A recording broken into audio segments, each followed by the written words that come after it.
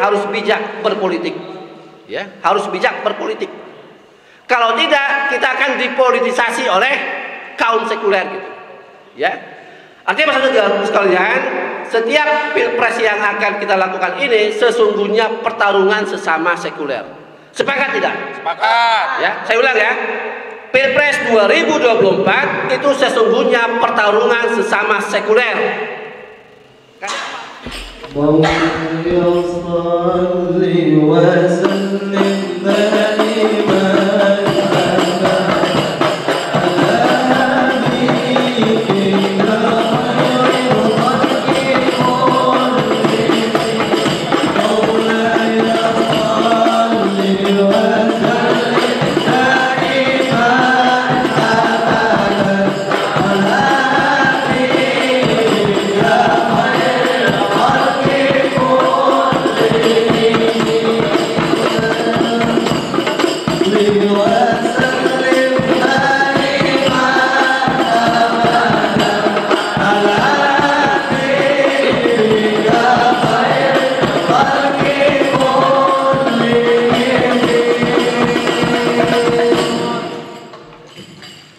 Bismillahirrahmanirrahim. Assalamualaikum warahmatullahi wabarakatuh.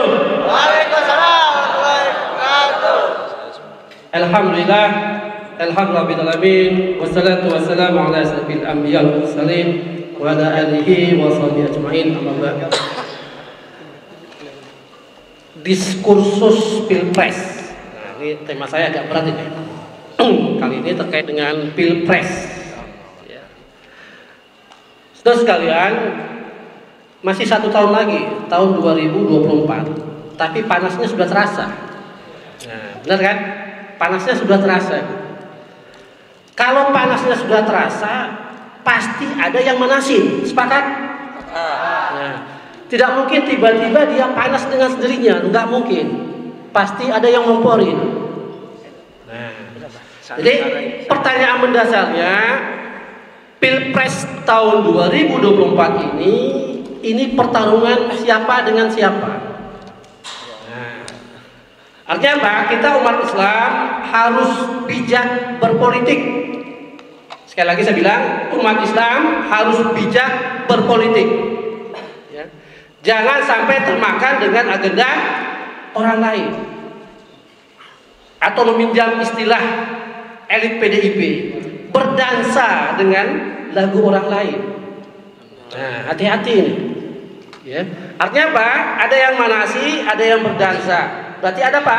Ada seseorang yang mengatur ini semua. Ya. Nah, pertanyaan mendasarnya, kira-kira dari 9 partai politik pemenang pemilu 2019, itu kira-kira apa yang mereka cari di Indonesia ini? Ada yang bisa jawab? Apa yang mereka cari? Kedudukan, kekuasaan, harta, wanita, atau apa? Hampir semua yang kita sebutkan tadi itulah yang menjadi agenda utama. Ya, artinya maksud sekalian, ternyata apa? Ada 3 partai besar yang menikmati aliran dana korupsi BTS-nya si Johnny G. Plate. Ya. Ada 3 partai besar, nggak usah disebutkan lah, kita udah paham lah kemana larinya gitu. Nah, artinya apa sekalian? Ya, kalau kita mencermati politik di Indonesia ini, kira-kira basis ideologinya apa? Ya. Tadi Johnny G. Plate, pastilah dari Nasdem, itu nasionalis sekuler. Nah, ternyata apa? Gayung bersambut, ya. Kasus G. Plate ini mendapat apa? Ada dansa dari partai sebelah, PKS. Tiba-tiba nimbrung membuka kasus, muncullah kasus apa? KDRT katanya dengan salah satu apa? Pengurus PKS. Nah, artinya maksud sekalian, apa seperti ini politik dalam Islam? Tidak kan? Apakah politik dalam Islam saling membuka aib? Apakah politik dalam Islam saling membuka kasus? Tidak.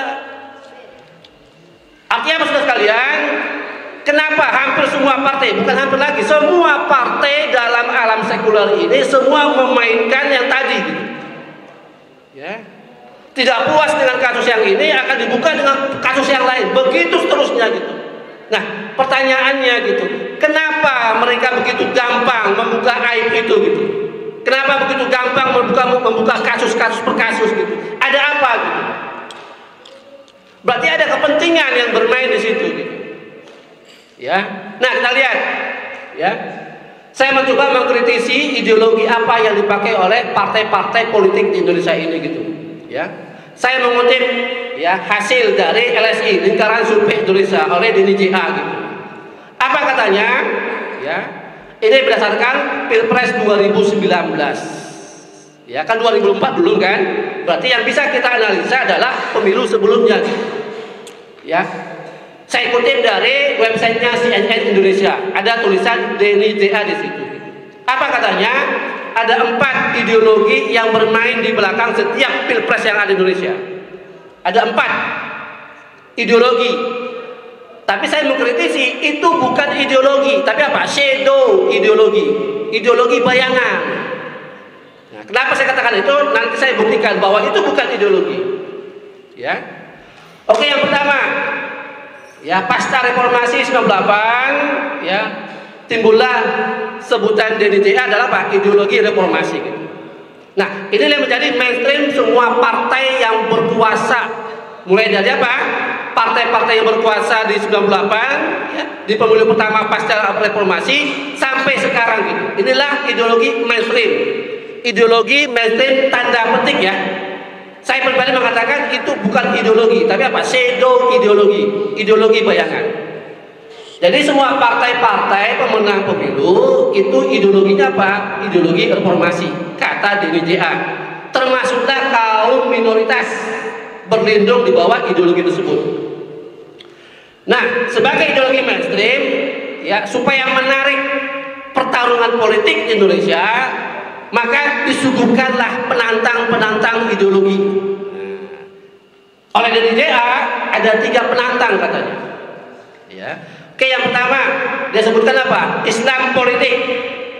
Ya, ideologi Islam politik. Tapi yang menarik di sini apa? Justru dia menghadirkan 2 ormas yang sama sekali tidak ada ikutan dengan agenda Pilpres. Siapa itu? HTI dengan FPI. Jadi Denny JA mengatakan Pilpres 2019 yang mengusung ideologi politik Islam adalah apa, Pak? HTI dengan FPI. Pertanyaannya, dari 2 organisasi ini siapa representasi mereka di Pilpres? Kan nggak ada. Siapa representasi dari 2 organisasi ini yang mewakili suara-suara mereka di pemilu tahun 2019? Nggak ada. Artinya apa? Ini kira-kira pernyataan ini bisa kita kritik tidak? Kritiknya. Sangat perlu kita kritik. Kenapa? Ya, tidak ada angin, tidak ada badai, tiba-tiba mengkaitkan Islam politik dengan 2 ormas ini. Nah, sementara perpolitikan di Indonesia dikuasai oleh paham-paham sekuler. Gitu. Kok tiba-tiba muncul Islam politik? Nah, ini pertanyaan berikutnya gitu. Artinya apa? Ideologi penantang ini, ya, bagi saya pribadi mengatakan ini apa? Ada agenda pemanis. Ya, agenda pemanis. Kenapa? Kalau sesama kaum sekuler bertarung itu kelihatan. Mesti ada apa? Bumbu-bumbu pemanis. Ibarat drama mesti ada sesuatu yang apa? Kontra. Padahal sesungguhnya bukan. Oke, yang kedua, ideologi penantang kedua diistilahkan oleh Denny JA apa? Ideologi kembali kepada Undang-Undang Dasar 1945 yang asli. Nah, ini siapa pengusungnya? Ya, oleh Denny JA dia mengatakan ini apa? Perkumpulan para purnawirawan TNI Angkatan Darat. Jadi mantan-mantan militer mensupport ideologi ini gitu. Ini kata Denny JA gitu. Nah, artinya apa? Kenapa muncul ideologi ini gitu? Ya, karena mereka prihatin, ya, begitu intervensi asing terhadap kebijakan-kebijakan politik Indonesia itu begitu masif, gitu.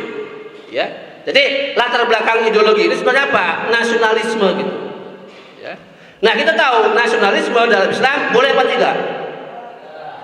Ya, ini termasuk apa? Asobiyah kan? Asobiyah gitu. Artinya apa? Kalau dikatakan ini adalah ideologi yang penantang bagi yang ideologi mainstream tadi, kita katakan apa? Nggak pas, tidak apple to apple gitu. Ya, karena apa? Ideologi yang mengatakan bahwa nasionalisme menjadi basis dari yang mengatakan ini adalah turunan dari apa? Politik demokrasi. Jadi kalau kita baca demokrasi itu ada turunannya gitu. Nah, yang nomor 2 penantang ini sesungguhnya apa? Masih menjadi varian dari demokrasi gitu. Nah, penantang ketiga masih menurut DNCA gitu adalah ideologi HAM. Ya, lagi-lagi dia mengatakan ideologi HAM. Saya mengatakan ini bukan ideologi, sama seperti yang nomor 2 tadi. Ya, ini adalah apa? Shadow, bayangan ideologi. Kenapa seperti itu? Kita tahu HAM adalah ya turunan ya varian ideologi dari apa? Demokrasi, kebebasan, hak asasi manusia. Nah, siapa yang berteriak-teriak tentang HAM ini? Ya pastilah LSM. Ya, banyak LSM komprador ya yang mengkompori perpolitikan Indonesia tadi gitu. Jadi wajar ya, Pilpres masih 1 tahun, tapi apa? Panasnya sudah terasa. Kenapa? Ada 4 yang bermain ternyata. Ya, 1 politik mainstream, ideologi reformasi, 3 penantang menurut DNCA. Bagi saya itu bukan penantang, masih sama-sama pemain. Cuma apa? Variannya berbeda. Nah, kenapa bisa dikatakan seperti itu? Mari kita analisa lebih dalam lagi. Ya. Nah, di tahun 2019, ya, itu pertarungannya kan hanya 2 kubu. Ya kan yang kemarin itu kan, kubunya Jokowi dengan kubunya Prabowo gitu, dengan partai koalisi masing-masing gitu. Nah, kita ingatlah siapa koalisi partai di belakang Prabowo, siapa koalisi di belakang Jokowi gitu. Nah, pertanyaannya gitu, ya, kalau seandainya politik Islam yang disinyalir sebagai penantang tadi, yang ternyata tidak ada representasinya di Pilpres tersebut, kenapa dikaitkan dengan setiap agenda? Coba perhatikan. Masih ingat? Jangan gunakan politik identitas. Siapa yang mengkampanyekan itu? Ya, jangan gunakan politik identitas dalam Pilpres. Pertanyaannya, siapa yang menggaungkan itu? Umat Islam. Tidak mungkin. Umat Islam dalam berpolitik pasti menggunakan identitasnya, pasti menggunakan itu. Nah, sama juga partai-partai sekuler dalam Pilpres pasti menggunakan identitas apa? Sekulernya. Nah, pertanyaannya, kalau ada yang mengatakan jangan pakai politik identitas, ini namanya apa? Maling, teriak maling. Jelas. Yang mengkompori itu siapa di belakangnya? Nah, ini yang tidak ingin kaum muslimin ya mempunyai peran di negeri ini. Coba perhatikan dari pemilu 1955 yang pertama kali gitu. Adakah partai Islam mendominasi di Indonesia ini? Gak pernah. Yang selalu mendominasi adalah apa? Partai-partai nasionalis sekuler. Nah, tiba-tiba ada jargon apa? Jangan gunakan politik identitas. Sekarang pertanyaannya gitu, KTP saja perlu dibuat identitas, agamanya apa? Betul kan? KTP, ya. Nah, KTP yang urusan dunia saja butuh identitas. Nah, sementara politik yang mengurusi semua urusan manusia perlu identitas enggak? Sangat-sangat perlu gitu. Jadi logika awam kita selalu dipermainkan oleh apa? Brainstorming atau perang pemikiran yang menurut kita apa? Sangat berkualitas rendah. Ya. Nah, ujung-ujungnya apa? Siapa yang diuntungkan dengan ini semua gitu? Ya pasti apa? Yang berkuasa gitu. Di alam politik sekuler, yang berkuasalah yang menentukan arah kebijakan dalam semua hal gitu. Ya. Baik politik, ekonomi, sosial, budaya gitu. Semua mereka yang menentukan, termasuklah hari ini gitu. Nah, pertanyaannya, apa gunanya jumlah kaum muslimin di Indonesia yang mayoritas ini gitu? Punya pengaruhkah di parlemen? punya pengaruh di politik, punya pengaruh di ekonomi, nyaris tidak ada. Kita seolah apa? Dijajah di negeri sendiri gitu. Ya. Kalau dulu masa penjajahan orang tua kita langsung secara fisik gitu. Nah kalau sekarang penjajahannya apa? Lebih halus, tapi rasanya apa? Sangat kasar, sudah sekalian. Memang bukan fisik, tapi apa? Ekonomi kita susah, nyari kerjaan susah. Apalagi yang gampang misalnya. Yang paling gampang di negeri apa? Korupsi. Itu yang paling gampang. Masuk parpol, ikut struktural, korupsi. Ya. Jadi apa?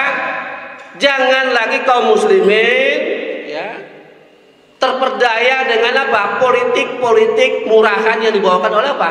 Partai-partai sekuler gitu. Nah, termasuklah juga ini kritikan saya pribadi gitu. Ya. Partai-partai yang berbasis masa Islam. Saya tidak menyebut partai Islam ya, tapi partai politik yang berbasis masa Islam. Ya, kita harus sama tahu lah gitu, harus disebutkan gitu. Nah, pertanyaannya gitu. Ya, logika sederhana seperti ini gitu. Kalau NU mengakui sebagai ormas terbesar dengan jumlah pendukungnya 80 juta, logika sederhananya mengatakan mestinya NU yang berkuasa di Indonesia 80 juta. Benar kan? Nah, daftar pemilih Indonesia tahun 2024 itu berapa juta? 140 juta atau 150 juta gitu. 80 juta, lebih separuhnya, kan udah menang. Logika sederhana loh. Ya, kalau benar-benar representasi jumlah itu mewakili apa? Kekuasaan gitu. Nah, kalau kita anggap PKB ya, Partai Kebangkitan Bangsa sebagai representasinya NU gitu. Mestinya NU dengan PKB-nya nomor 1 kan? Mengalahkan PDIP kan? Tapi faktanya enggak. Nah, nomor 2 Muhammadiyah. Partai dengan representasi PAN-nya misalnya, mestinya menjadi nomor 2. Tapi faktanya bukan kan? Muhammadiyah mengklaim 40 juta pendukungnya gitu. Mestinya menjadi partai nomor 2 di Indonesia gitu. Tapi faktanya bukan. Berarti apa? Ada sesuatu yang apa? Mendistorsi, menyelewengkan gitu. Antara agenda politik umat Islam dengan aplikasinya gitu. Ternyata apa? Teks dan konteksnya tidak sama. Ya. Partai-partai Islam mengaku memperjuangkan Islam, tanda petik gitu. Itu tekstualnya gitu. Tapi konteksnya ya, sistem yang berlaku adalah apa? Sistem sekuler gitu. Nah, sekarang pertanyaannya, sistem yang sekuler tadi apakah akan rela dimasuki oleh apa? Partai-partai Islam? Ternyata tidak. Ya. Nah, artinya apa saudara sekalian? Ya. Di sini kita mengatakan kaum muslimin harus bijak berpolitik. Ya, harus bijak berpolitik. Kalau tidak, kita akan dipolitisasi oleh kaum sekuler gitu. Ya. Artinya saudara sekalian, setiap pilpres yang akan kita lakukan ini sesungguhnya pertarungan sesama sekuler. Sepakat tidak? Sepakat. Ya, saya ulang ya. Pilpres 2024 itu sesungguhnya pertarungan sesama sekuler. Karena partai-partai yang mengaku berbasis masa Islam sudah menjadi partai terbuka. Ya, mereka menerima apa? Kaum Nasrani menjadi apa? Pengurus partai. Ya.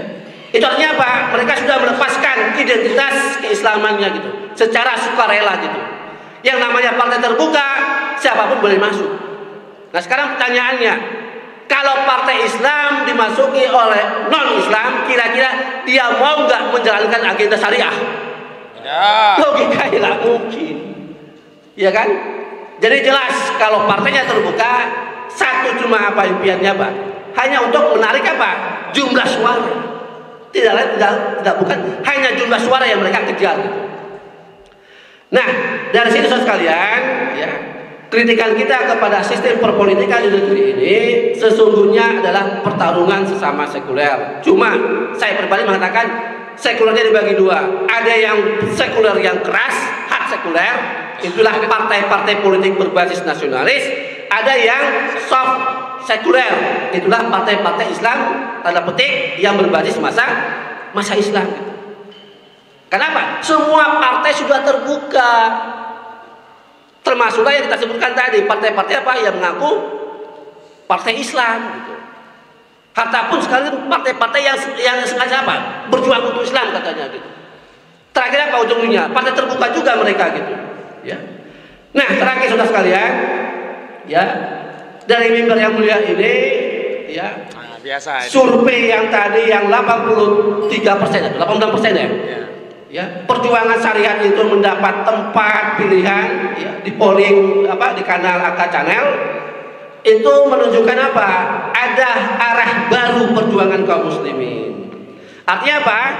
86% itu bukan angka yang main-main. Kalau polling lebih dari 60% itu menunjukkan apa? Itu akan muncul arus utama baru. Takbir. Ya, saya mengatakan akan muncul arus baru perjuangan khilafah di Indonesia ini gitu. Artinya apa? Inilah yang menjadi kebijakan kita gitu. Kaum muslimin ya, berdasarkan polling pendapat tadi ya, menunjukkan apa? Ada sececah harapan ke depan Indonesia ini insya Allah lepas dari hubungan para politikus sekuler, insya Allah gitu.